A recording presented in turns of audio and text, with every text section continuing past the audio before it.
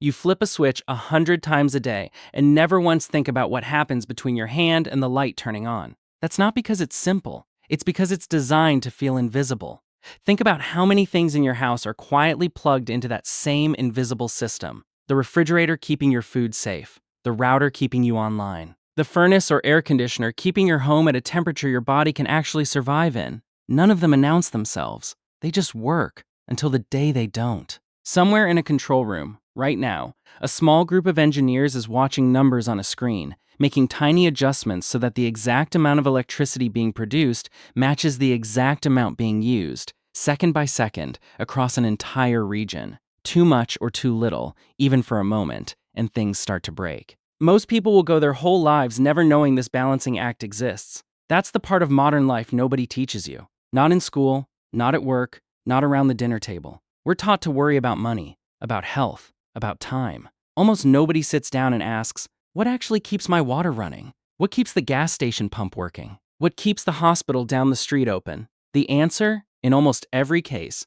is the same thing: electricity. And here's what makes this interesting. It's not just your lights and your phone charger that depend on it. Your drinking water depends on it, because most municipal water systems use electric pumps to move water through pipes and maintain pressure. Your gas station depends on it, because the pumps that push fuel into your car need power to run. Even something as basic as a traffic light, something we barely notice, needs electricity to keep intersections from turning into chaos. Think about the last time you drove past a gas station during a storm warning. If you've ever seen a line of cars wrapped around the block before bad weather hits, that's not people panicking over nothing. That's people who, somewhere in the back of their mind, already understand this connection, even if they've never said it out loud. No power at the station means no pump, means no fuel, no matter how much gasoline is sitting in the tanks underground. So the real question isn't, what happens if the power goes out? The real question is, how long can everything else keep working once it does? This isn't a hypothetical. The United States has already lived through this, more than once, in ways that are well documented. In August 2003, a problem in the electric grid triggered what became known as the Northeast Blackout. More than 50 million people across the northeastern United States and parts of Canada lost power. In some areas, it took up to 4 days for electricity to come back. Subway systems stopped. Traffic signals went dark in major cities. People were stuck in elevators, in trains, in buildings with no working ventilation. 2 years later, Hurricane Katrina knocked out power to roughly 2.7 million customers. And in some of the hardest hit areas, it took 2 to 4 weeks to restore electricity. Weeks, not hours. Then in 2012, Superstorm Sandy hit the East Coast and knocked out power to more than 8.5 million customers. Some communities went without electricity for close to 2 weeks. And more recently, Texas experienced a winter storm that overwhelmed its power grid, leaving millions without electricity during freezing temperatures.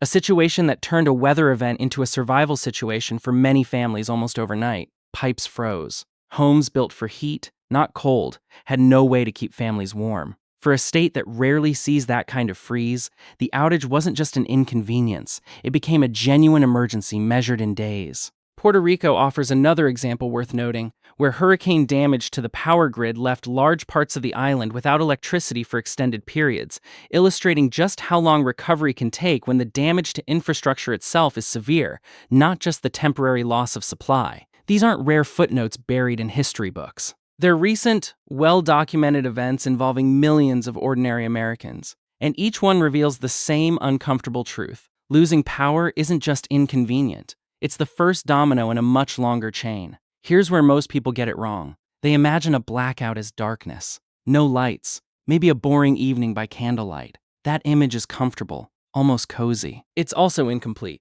because once the power stays off past the first few hours, something else starts happening quietly in the background. Backup systems begin working overtime, and backup systems were never designed to last forever. Take hospitals. Many people assume hospitals simply never lose power, that there's some invisible guarantee keeping the lights on no matter what. In reality, hospitals rely on emergency generators, which is reassuring, until you consider that generators need fuel, and fuel needs to be delivered, and delivery trucks need drivers, roads, and yes, working fuel pumps of their own.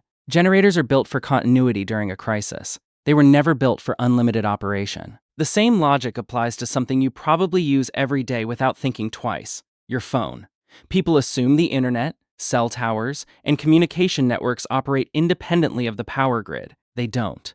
Cell towers and internet infrastructure typically have battery or generator backup, but that backup has limits too. As hours turn into days, the question stops being, does my phone have signal, and starts being, does the tower sending that signal still have power? And there's one more misconception worth naming directly, because it shapes how people imagine disasters in general. Many assume that if one part of the system fails, the failure spreads until the entire country goes dark. It's a dramatic image, and it makes for a compelling movie scene, but it doesn't reflect how the American grid is actually built. The grid is divided into large regional interconnections, each with multiple layers of protection designed specifically to contain problems rather than let them spread freely. A regional failure, the kind we've already seen in New York, in Texas, in Puerto Rico, is a realistic and documented risk. A single event bringing down the entire nation at once is considered, by the people who study this for a living, extremely unlikely. Now picture that timeline in order,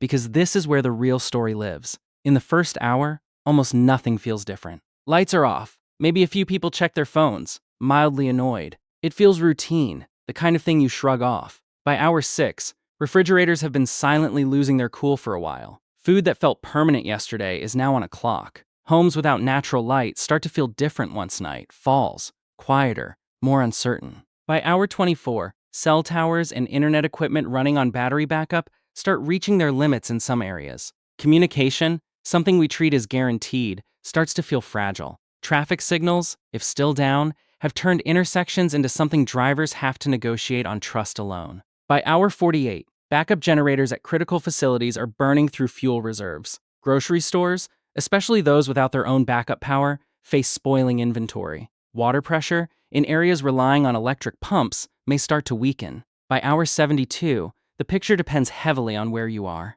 In a well-prepared community with strong backup infrastructure, life might look inconvenient but manageable. In a community without those resources, the strain becomes visible. Long lines for fuel, empty shelves, growing uncertainty about when normal will return. It's worth pausing on why 72 hours specifically tends to show up so often in emergency planning conversations. It isn't a magic number, and it isn't the moment everything suddenly falls apart. It's simply the point where most short-term backup systems, batteries, small fuel reserves, refrigerated inventory, start running out at roughly the same time. Before that point, a lot of the strain is invisible, hidden inside generators and batteries doing their job quietly. After that point, the strain becomes something people can see with their own eyes. Notice something about that timeline. It isn't the same everywhere. That's an important distinction, because it would be easy and inaccurate to describe one universal outcome for every American family. The truth is messier and more honest. The impact of an extended outage depends on location, weather, existing infrastructure, emergency response, and how prepared a community already is before the power ever goes out. So why does the power grid fail in the first place? This is where imagination and reality tend to separate. Ask most people what they think is the biggest threat to the power grid, and you'll likely hear words like cyber attack, sabotage, or some kind of coordinated strike on the system. Those threats get attention, and government agencies do study them seriously. But historically, the evidence tells a different story. Severe weather, hurricanes, ice storms, high winds, tornadoes, is consistently the leading cause of major power outages across the country. Not hackers, not saboteurs. Wind, ice, and water. That doesn't mean other risks don't exist. Agencies like the Department of Energy and organizations like the North American Electric Reliability Corporation continue to study a range of challenges facing the grid: aging infrastructure, rising electricity demand, extreme weather becoming more frequent, and the rapid growth of things like data centers that need enormous amounts of power. These are legitimate, ongoing engineering concerns. But there's a meaningful difference between the grid faces real challenges that need attention and the grid is about to collapse nationwide. The evidence supports the first statement. It does not support the second. In fact, one detail people rarely think about is exactly how the grid comes back once it goes down. It isn't as simple as flipping a switch back on. Utilities rely on something called black start resources, specific power plants capable of restarting without pulling electricity from an outside source, essentially bootstrapping the entire system back to life in a carefully planned sequence. Restoring power to a major outage isn't chaos followed by a switch flip. It's closer to a checklist, executed in order, restoring pieces of the system in the sequence that brings the most stability the fastest. And here's something worth sitting with. Groups like the Cybersecurity and Infrastructure Security Agency have studied what they call catastrophic power outage scenarios, examining how a prolonged, widespread failure could cascade across transportation, healthcare, communications, and public safety. It's important to understand what that kind of study actually means. It's planning for an extreme scenario, the way a city plans an evacuation route for a flood that may never come. It is not a prediction that such an event is likely or imminent. Preparedness and probability are two very different things, and it's easy, understandably, to confuse them. This is where the story reveals its most interesting contrast. The people spending the most time thinking about worst-case blackout scenarios, government agencies, utility engineers, emergency planners, are often the calmest people in the room about it. Meanwhile, some of the loudest warnings about imminent grid collapse come from sources with far less access to the data. Make of that what you will. What does seem consistent across every documented case, whether it's the Northeast in 2003, the Gulf Coast after Katrina, the East Coast after Sandy, or Texas during that winter storm, is this: the households and communities that came through the hardest were rarely the ones with the most expensive equipment.